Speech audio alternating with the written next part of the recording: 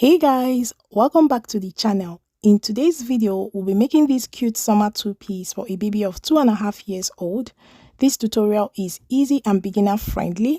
The measurement of this two-piece were loosely taken and I'll be leaving all my measurements on the screen. So do follow along with your own measurement. Do not forget to like and share the video, and without further ado, let's get right into the tutorial.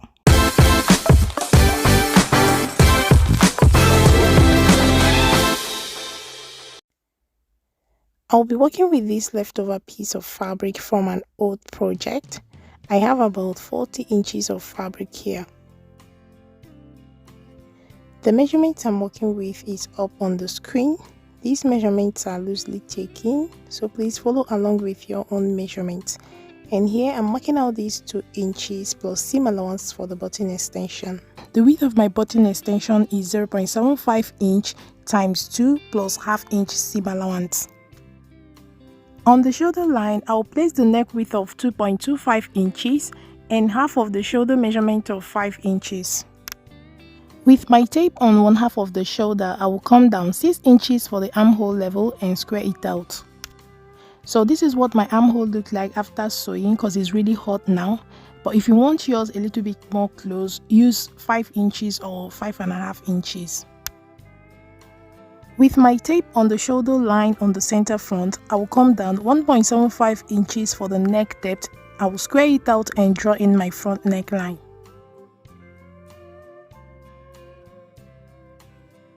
With my tape on one half of the shoulder, I will come down 1 inch for the shoulder slope and connect this point back to the neckline. I'll find the midpoint from this shoulder slope point to the armhole level and make a point. And on this line, I will place half of the front chest measurement, or just come in by ½ inch on this point. Then on the armhole level, I will place 1/4 of the chest measurement, and with these points, I will draw in the front armhole. With my tape on the shoulder line, I went down 20 inches for the full length of the shirt, which I've already squared out here. And on this line, I placed 1/4 of the hip measurement. This hip measurement should really be loose. You know the shirt is ruched on both sides. With my tape on the shoulder line, I came down 10 inches for the half length and squared it out. And on this line, I placed 1/4 of the chest measurement. With these points, I drew in my side seam.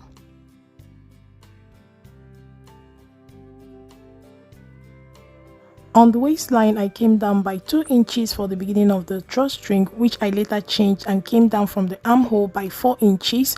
Then at the hem on the side seam, I came up by ½ inch and curved it back into the hem of the shirt. And that was all I did for the front panel. We'll go ahead and develop the back panel.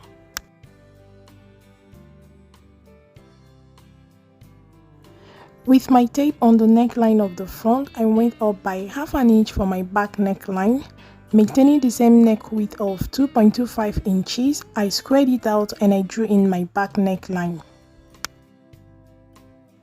I extended this ½ inch along the shoulder line as well.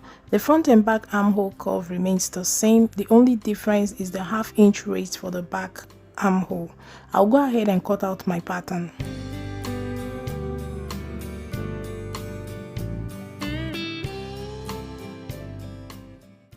So guys, this is what our pattern looks like for the front and back panel. I'll fold in the button extension to cut the back panel first, then followed by the front panel. My fabric here measured 40 inches.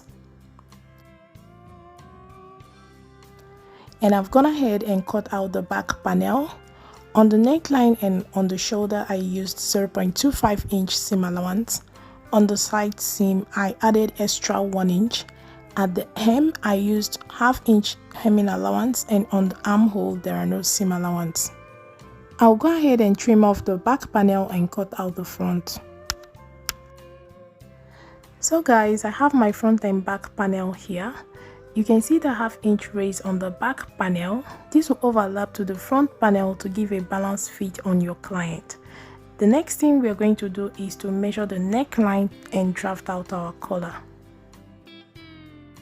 The width of my button extension is 0.75 inch, so I'm going to place 0.75 inch on the center front line.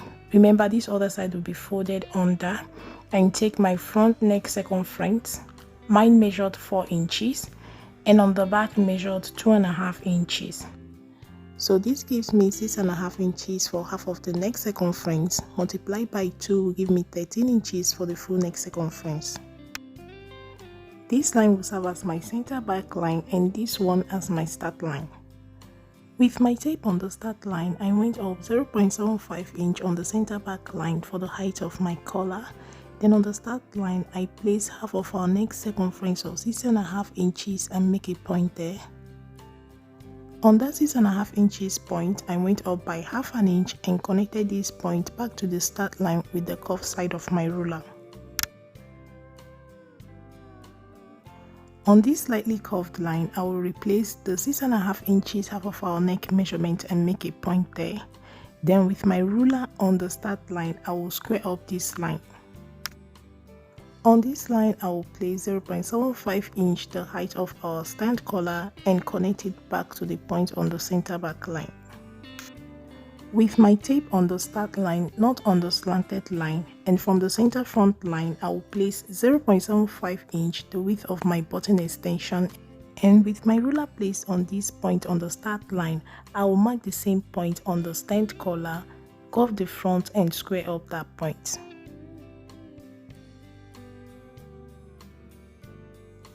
On this line and on the center back line, I will place 1.25 inch the height of my top collar or under collar and make a point there.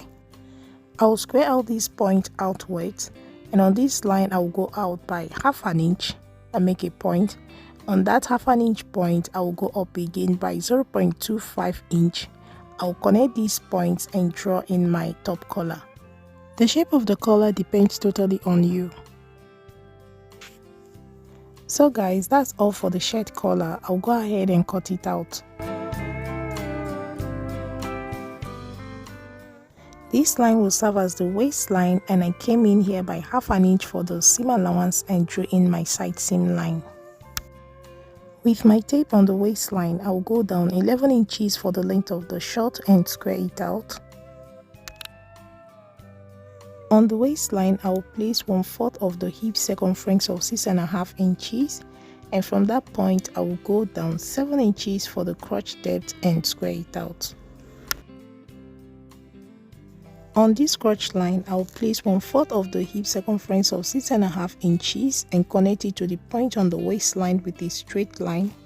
On the crotch line, from the center front line, I went out by 1.5 inches for the front crotch extension and make a point there. I'll find the midpoint on the crotch line and make a point. I'll place the same measurement on the hem line and make a point as well. And on this point on the hem line, I will center 6 inches, 3 inches on both sides of the point for half of the hem circumference.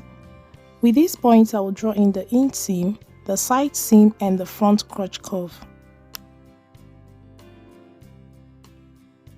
From the waistline, I'll come down by 1.5 inches for the beginning of my pocket, and my pocket opening is 3.5 inches.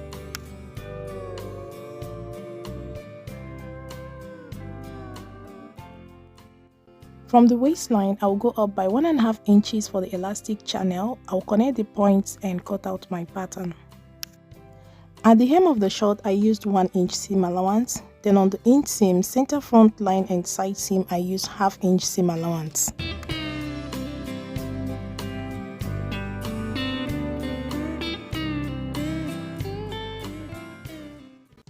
I've placed the front panel on the back, and here I'm indicating the original waistline.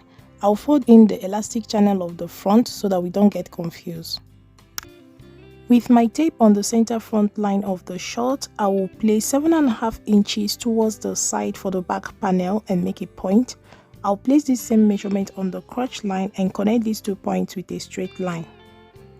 With my tape on the waistline on the center back line, I went up by 1 inch for the back rise and I connected this point back to the waistline. With my tape on the crotch line from the center front line, I went out by 2.5 inches for the back crotch extension. Then on the waistline on the center back line, I came in by 0.25 inch. I drew in my back center line and my back crotch curve. On the hem of the short for the back panel, I placed ½ inch from the seam allowance of the front panel. That will be 1 inch from the seam line of the front panel. I connected the points. Then on the waistline, I went up by 1.5 inches for the elastic channel. Marked my pocket opening. Cut out the pattern using the same seam allowance as on the front panel. Please do not forget to fold in the elastic channel and the seam allowance at the hem of your short before cutting out your pattern to prevent shortage of fabric.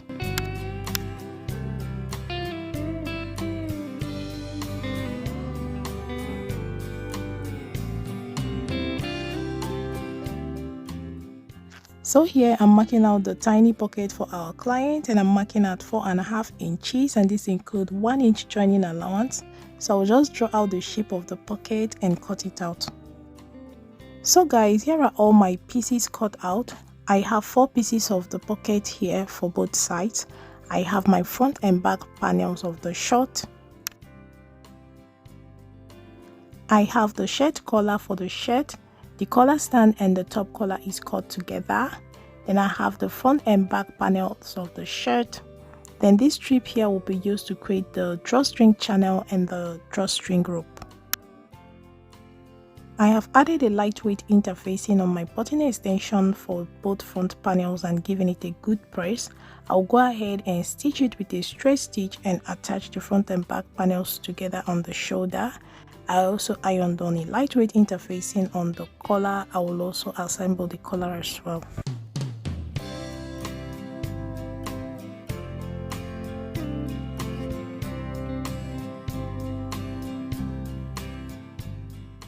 So guys, I've done all that I said, and this is what we have.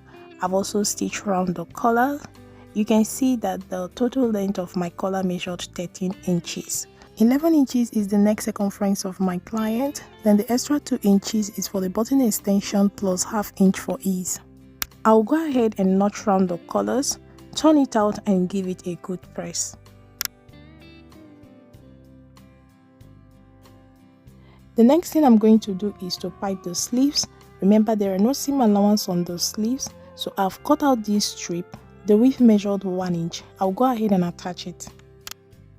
I've attached the strip to the sleeve with a ½ inch seam allowance, and I sewed with the right side of the strip to the wrong side of the shirt. I will trim down this seam allowance to 0.25 inch.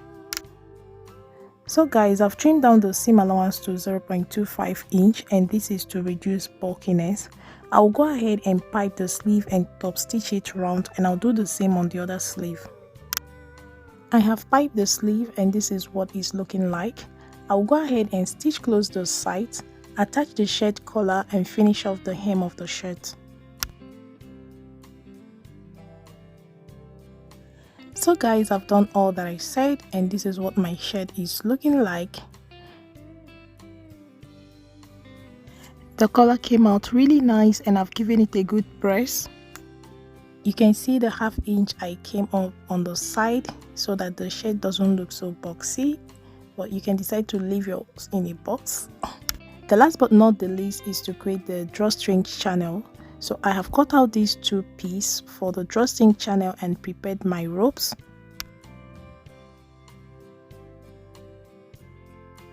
The width of each of these pieces after ironing in the seam allowance on both sides measured 1 inch, and I trimmed down the seam allowance to the BRS minimum. I will go ahead and pin in the drawstring channel.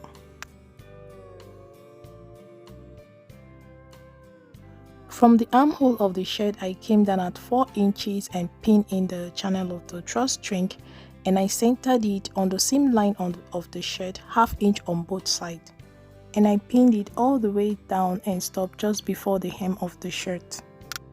Before I sew down the channel, I usually go in with my pins or I tack it down on both sides of this channel to ensure that both channels on each side measured ½ inch.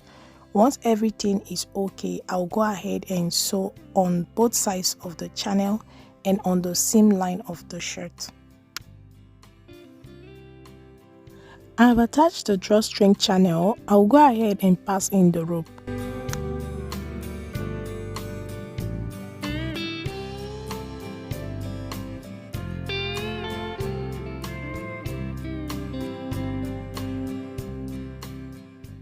So guys, I've done that and I've gone ahead and fixed in my drawstring rope. So at this point where the rope loops into the second channel, I'm just going to tack it down there to prevent tension.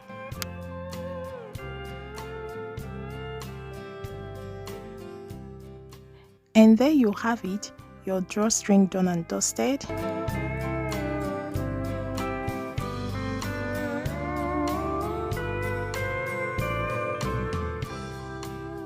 I'll go ahead and do the other side, do my buttonholes and attach my buttons.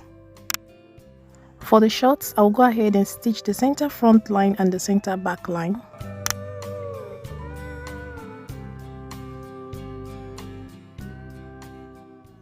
With the right side of the pocket to the right side of the short, I will go ahead and attach them.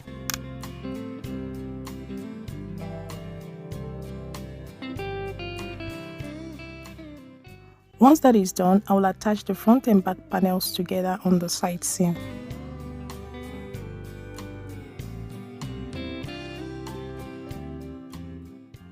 I have done that. The next thing I'll do is to stitch close the crotch.